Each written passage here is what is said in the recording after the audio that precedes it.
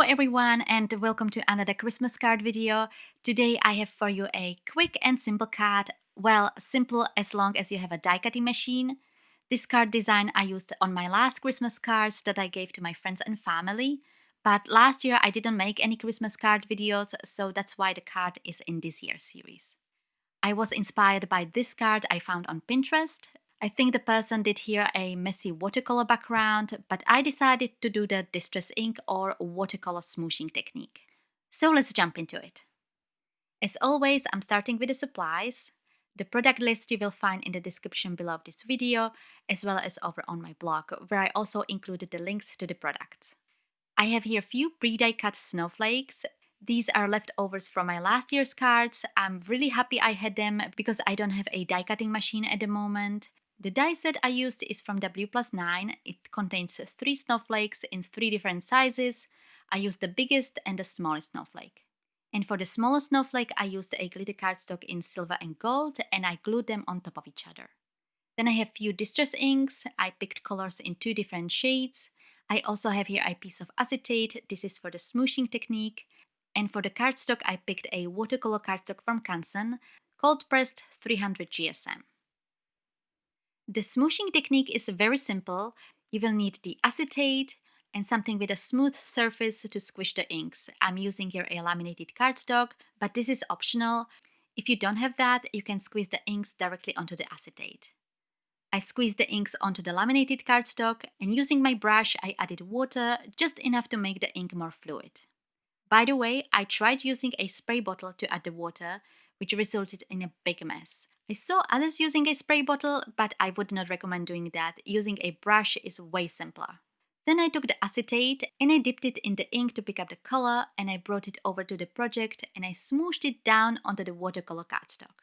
I used a paper towel when I thought I added too much water, and I was switching between the shades until I was happy with the look. I repeated this process on each card. I made 3 cards in 3 different colors. For each color I used 2 inks in different shades, although the shades were too similar so it's not really visible. The color choice is up to you. I wanted it to be as simple as possible. You can use just 1 shade or more, or combination of different colors. I learned this technique from Christina Werner and I always wanted to try it. This technique allows you to have more control over the color application, although at times it was a little bit out of control. I had too much color on the acetate, but after wiping it off with a paper towel, I reapplied the color and it was okay.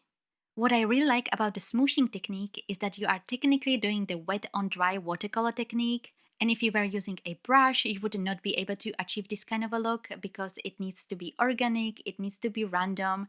You would need to do the wet on wet technique, which creates a completely different look. So I will play a little bit of music to finish the rest of the cards, and I will be back in a bit.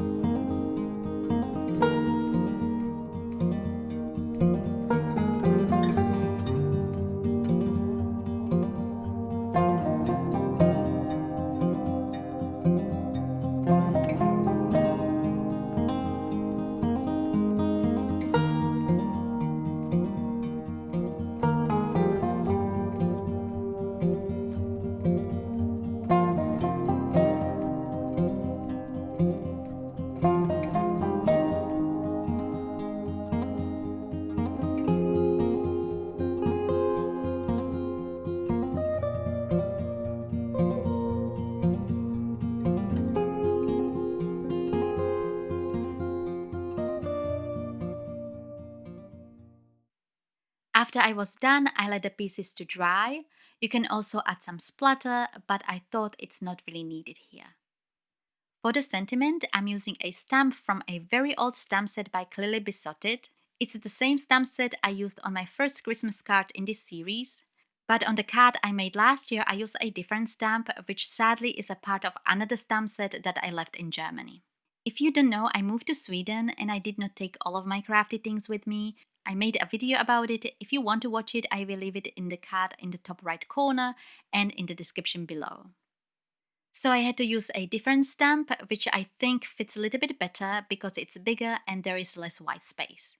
Also, on the card I made last year, I used a black ink for the sentiment, but I decided to step it up a notch and heat emboss it. For the card with the snowflake where I used the silver glitter cardstock, I used the silver embossing powder from Wow. And for the snowflake where I used the glitter cardstock in gold, I used a golden embossing powder also from Wow. First, I used an anti-static powder. This helps to eliminate the static from the cardstock, so the embossing powder only sticks to the ink and nothing else. I stamped the sentiment using the Versamark ink. Versamark ink is a sticky ink which is perfect for heat embossing. Then I applied the embossing powder over the stamped sentiment. I placed a sheet of paper underneath the card to catch the embossing powder. This way I can put the excess powder back into the jar. Some of the embossing powder was still sticking where it wasn't supposed to, so I used a small dry brush to remove it. But since I used the anti-static powder, it wasn't too bad. And then I used my heat tool to melt the powder. After I was done with the sentiments, I adhered the snowflakes. I used a double-sided foam tape. I stuck two pieces of the foam tape together so the snowflakes are raised a little bit more. And I adhered the snowflakes right over the painted background. Lastly, I adhered a double-sided tape on the back of the panels. You can also use a double-sided foam tape if you want to add more dimension to the card. I prefer to use the normal tape just because it's easier when you pose the card, it's less bulky and less heavy. I adhere the panels on top of a white card base that I pre-cut and pre-scored. You can also add a few embellishments like sequins, but as always, I forgot. I probably should put my embellishments on top of the desk so I can see them, because out of sight, out of mind. But I don't think the card necessarily needs embellishments, as the sentiment and the small glittery snowflakes already add some sparkle.